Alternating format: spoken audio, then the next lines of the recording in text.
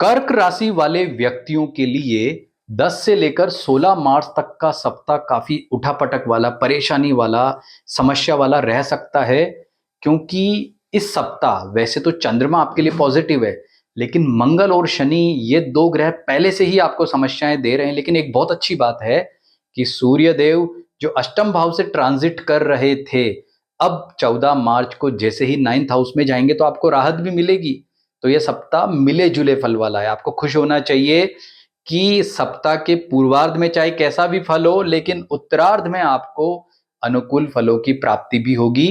तो इस सप्ताह आपको क्या ध्यान रखना चाहिए, किस प्रकार से कब कौन से दिन निर्णय लेने चाहिए और क्या उपाय करने से यह सप्ताह आपके लिए बहुत श्रेष्ठ और उत्तम फल वाला हो सकता है, जानते हैं इस वीडियो में। नमस्कार, मैं हूं सुधाकर पुरोहित, ज्योतिषाचार्य, आपका अपने चैनल में स्वागत करता हूं। और इस वीडियो में हम बात कर रहे हैं कर्क राशि वाले व्यक्तियों के लिए साप्ताहिक राशिफल 10 से लेकर 16 मार्च तक का कैसा रहेगा, इस विषय में। तो पूरा वीडियो देखें इस सप्ताह के प्रेडिक्शन के लिए, और हमारे चैनल को लाइक, सब्सक्राइब या फॉलो भी जरूर करें। मित्रों, कर्क राशि वाले मित्रों, आप काफी दिनों से परेशान चल रहे हैं, दिक्कत में हैं, क्योंकि बहुत सारे ट्रांजिट आपके लिए अच्छे नहीं थे। शुरुआत अब अच्छी हो रही है। सूर्य देव आपके अष्टम भाव से नवम भाव में ट्रांजिट कर रहे हैं, और इसका सबसे श्रेष्ठ लाभ आपको दिखेगा आपके आर्थिक क्षेत्र में। यानी कि जो आर्थिक परेशानियां आपको देखने को मिल रही थी, कुटुंब सुख की दिक्कत देखने को मिल रही थी, कोई शेयर बाजार में आपको समस्या थी, बहुत नुकसान हो गया था, या आपके व्यापार में दिक्कत थी, परेशानियां थी, तो ये मान करके चलें कि अब पॉजिटिव या अच्छे समय की शुरुआत हो रही है। लेकिन अभी सावधान रहें, क्योंकि यह सप्ताह भी इतना अच्छा नहीं है, शुरुआत इतनी अच्छी नहीं हो रही है। हालांकि चंद्रमा प्रबल है, कॉन्फिडेंस लेवल आपका बढ़ रहा है पहले से, पिछले दिनों की अपेक्षा। ये जो आपके पहले 2-4 दिन गए हैं, 7-8-9 मार्च, समय पॉजिटिव हो रहा है। यानी कि होली का त्योहार आप बहुत ही श्रेष्ठता और कॉन्फिडेंस के साथ में, खुशियों के साथ मनाओगे, ये तय है। लेकिन शुरुआत अच्छी नहीं है, तो शुरू के दिनों में थोड़ी मानसिक दिक्कत रह सकती है। 10, 11, 12 मार्च, 13 मार्च तक थोड़ा दिक्कत है। 13 मार्च के बाद समय धीरे धीरे अनुकूल होने लग जाएगा। आपका आर्थिक पक्ष विशेष रूप से अच्छा होगा, शुरुआत में नहीं, 14 तारीख के बाद में ज्यादा बेटर कह सकते हैं। तो धन के लेन देन में आपको सावधानी रखनी है। होली से पहले कोई लेन देन कर रहे हैं तो ज्यादा सावधानी रखें। कोई इन्वेस्टमेंट करना है, वो भी सप्ताह के उत्तरार्ध में करेंगे तो ज्यादा अच्छा रहेगा। पूर्वार्ध में नहीं करना है, पूर्वार्ध में सचेत रहना है, सावधान रहना है। अब बात करें आपके पारिवारिक सुख के बारे में, तो आपका पारिवारिक सुख अच्छा है, बेस्ट है। आपके जो परिजन हैं उनसे आपको उत्तम सहयोग मिल रहा है, पहले से मिल रहा है। तो ये ध्यान रखना है कि उन्हें किसी प्रकार से नाराज नहीं करना है। उनसे जो सहयोग की प्राप्ति हो रही है वो लगातार होती रहे। और इस सप्ताह जो सूर्य का राशि परिवर्तन हो रहा है, यह इस परिप्रेक्ष्य में देखें तो बहुत अच्छा है, श्रेष्ठ है। उसके बाद में आपका समय और अधिक उत्तम आएगा, श्रेष्ठ आएगा, और अच्छे फल आपको मिलेंगे। और इस महीने के अंत में तो वैसे भी शनि जो है राशि परिवर्तन करेगा, आपको ढैया भी समाप्त होने जा रही है। तो वैसे भी आपका बेस्ट टाइम तो अब आने वाला है। तो आपके पारिवारिक सुख के तौर पर देखें तो ये सप्ताह अच्छा कह सकता है। यानी कि बहुत अच्छे तरीके से, आमोद प्रमोद तरीके से आप जो है होली का त्योहार मनाने वाले हैं। अब बात करें विद्यार्थियों के लिए, तो देखिए विद्यार्थियों के लिए समय इतना अच्छा नहीं है। यह सप्ताह बहुत बेस्ट नहीं कह सकते हैं। तो ओवर कॉन्फिडेंस में आकर के अगर कोई परीक्षाएं हैं तो उनमें आंसर नहीं लिखना है। एकाग्रता भी प्रभावित हो रही है, तो अपनी एकाग्रता बनाए रखें, स्पेशली कब, सप्ताह के अंत में। अगर मान लीजिए होली के बाद में कोई एग्जाम है आपका 14 तारीख, 15 तारीख, 16 तारीख में, तो ज्यादा सचेत और सावधान रहने की जरूरत है। क्योंकि इन दिनों में आपकी जो मानसिक स्थिति है वो प्रभावित रहेगी, एकाग्रता प्रभावित रहेगी, थोड़ी समस्या या दिक्कत हो सकती है। प्लस आपका आत्मविश्वास भी इन दिनों में प्रभावित हो सकता है। तो आपको इन दिनों में बहुत ज्यादा सचेत और सावधान रहने की जरूरत है।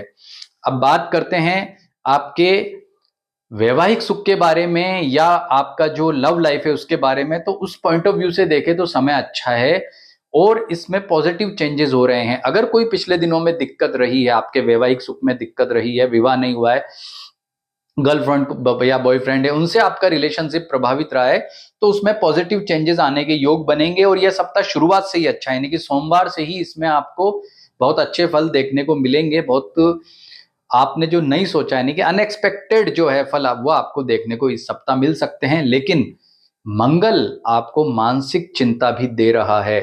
तो जो पिछली वाली कोई बातें हैं, दिक्कतें हैं, समस्याएं हैं, जो आपको चुभ गई थी वो बातें, उन्हें आप रिकॉल ना करें, यानी कि उस पर डिस्कशन नहीं करना है। बहुत प्यार से बात करनी है, तो मानकर चलें कि रिजल्ट आपका बेहतर रहेगा।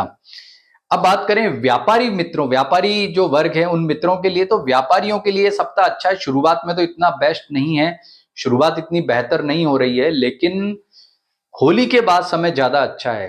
तो होली तक पेशेंस रखें। 13 तारीख के बाद समय आपका श्रेष्ठ आ रहा है, तो आपका जो व्यापारिक लाभ है अच्छा रहने वाला है। अगर आप रिस्की काम करते हैं जिसमें आपको रिस्क बहुत ज्यादा है, तो ऐसे मामले भी होली के बाद ज्यादा बेटर रहेंगे। उनमें आपको श्रेष्ठ लाभ की प्राप्ति होगी, उत्तम लाभ की प्राप्ति होने के योग बनेंगे।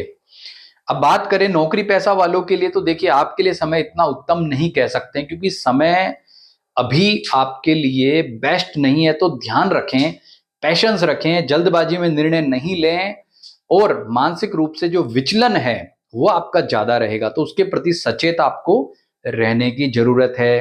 तो इसमें क्या ध्यान रखना है? ध्यान ये रखना है, शांति रखें, कम से कम बोलें, अपने काम पर ज्यादा फोकस करें। अपने काम पर फोकस करेंगे तो उसका रिजल्ट आपको ज्यादा अच्छा मिलेगा। सूर्य के राशि परिवर्तन से आपको बहुत राहत मिलने वाली है, लेकिन कहीं ना कहीं जो मंगल का नेगेटिव आपको गोचर यहाँ पर दिक्कत दे रहा है, वो थोड़ी परेशानी दे सकता है। और कर्क राशि वाले व्यक्तियों के लिए ये जो मंगल का नेगेटिव गोचर है, ये अभी परेशानी वाला है। तो इससे बचने के लिए, मतलब ये ट्रांजिट आपको ज्यादा परेशान ना करे, इसके लिए ओम अम अंगारकाय नमः, ये मंगल का मंत्र है। जब तक 4 अप्रैल तक जब तक मंगल यहाँ पर है, तब तक आप इस मंत्र का जप नियमित रूप से करते रहें, उससे आपको बहुत श्रेष्ठ फलों की प्राप्ति होगी। और इसके साथ ही जो शनिदेव के लिए हनुमान जी का पूजन है वो आप करें। हनुमान जी की पूजा पर ज्यादा फोकस करना है। यह सप्ताह में आपको हनुमान जी की पूजा हमेशा करनी है, और खासकर होली का दिन, क्योंकि होली का दिन अपने इष्ट की आराधना के लिए सबसे श्रेष्ठ मानते हैं। तो होली के दिन जो है भगवान हनुमान जी का पूजन जरूर करें। इसके अतिरिक्त भगवान नृसिंह भगवान का पूजन भी आप कर सकते हैं, उससे भी आपको जो है बहुत अच्छे फल मिलेंगे। और मान लीजिए आपको कोई जीवन में दिक्कत, परेशानी या समस्या आने वाली है, वो नहीं आएगी, श्रेष्ठ रूप में आपको फलों की प्राप्ति होगी। आपके भाग्य भाव में जो अब ये 4 ग्रह इकट्ठे हो गए हैं, ये कहीं ना कहीं भाग्य को थोड़ा कमजोर करेंगे।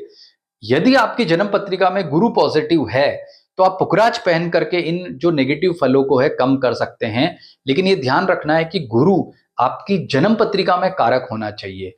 कारक देखने के लिए आप हमसे, मतलब मुझसे आप संपर्क कर सकते हैं कि मेरे लिए गुरु पॉजिटिव है, कारक ग्रह है या नहीं है। हम बताएंगे कि आपको पुखराज धारण करना चाहिए या नहीं। तो अगर कारक ग्रह है तो आप पुखराज पहनेंगे, तो आपके लिए ये सप्ताह, ये समय और भी ज्यादा श्रेष्ठ होगा, और आपको और भी अधिक उत्तम फलों की प्राप्ति होगी।